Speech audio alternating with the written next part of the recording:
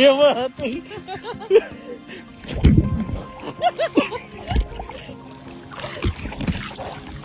Kuha din.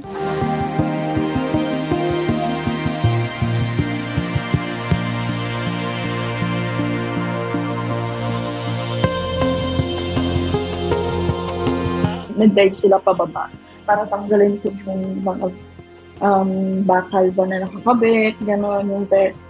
So sabi nila, ma'am, okay lang po ba kayo? May masakit po ba? May tumama po ba sa inyo? Nung inangat na po kami, doon nila in-explain yung nangyari. Nasira daw po yung makina. Hindi daw po nag-work yung makina and wala pong gasolina.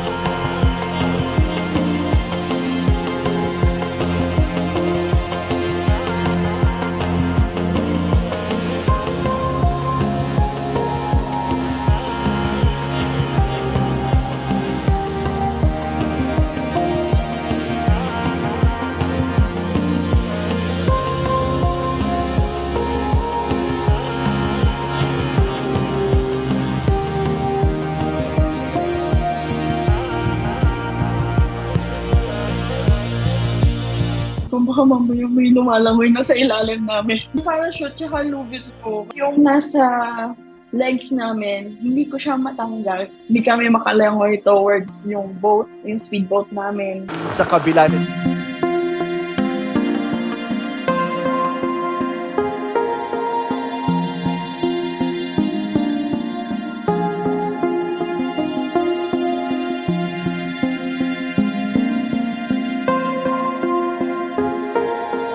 Sayang naman yung binayad namin kung bad memories lang.